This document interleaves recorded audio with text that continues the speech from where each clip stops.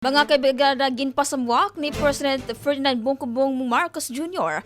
nga sobra 500 million pesos ang GIN-ALOTAGA agud mahibalik unload limit San JUANICO Bridge ngadto naman na 12 gada 15 metric tons tinikangan December 2025. Iginmano naghapon ni Pangulong Marcos Jr. Gadto DPWH nga panagmiton iton retrofitting gan restoration iton tulay agod diri na maging pasakit ha mga residente panigosyuhan gan ekonomiya iton East Visayas. Nangaron naman ni pasaylo iton Pangulong ngadto ha mga residente han SAMAR gan Leyte nga apektado iton rehabilitation han San JUANICO Bridge nga nagpayag nga katalawasan la aniya ginhingyap para hatanan.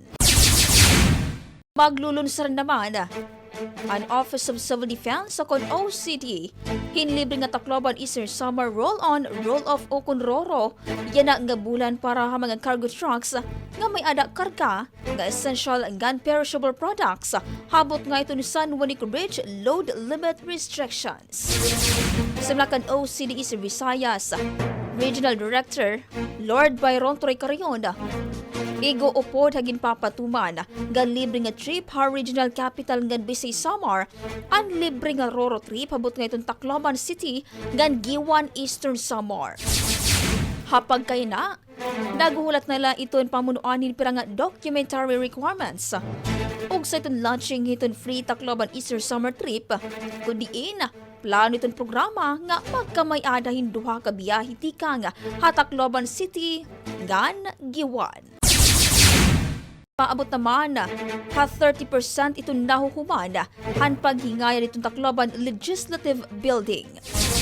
Sumlakan Engineer Joseph Asobedo. Target makompleto iton rehabilitation ha September yana nga tuig kundiin magahatagin mas haluag nga launch area han session hall. Hapag kay na temporaryo nga ginhimo nga opisina ito na 3rd floor han Tacloban City Hall ngan dito naghapon pagdudumaraon ito ang inaugural session nga nag-schedule ha Webes, July 10. Pahugot naman nga ginpainumdom han Land Transportation Franchising and Regulatory Board kon LTFRB. Ang mga operator iton public utility vehicle nga sumunod sa sakto nga kapasidad iton pasahero basa riton Anti-SARDINAS Directive iton DOTR. Sa mga LTFRB, panuhin ni agud masiguro iton katalawasan ngan hapsay nga biyahe iton commuting public.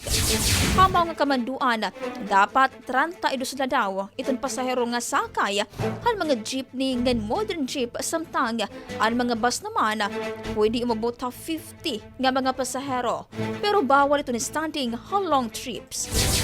Pahimat mo niton pamunuan, magaatubang haaka nga multa o suspensyon ang mga operator nga diri magsusunod habang laod. Ang bahaging ito ay hatid sa inyo ng Drive Max Capsule. Lalaking angat, tumatagal.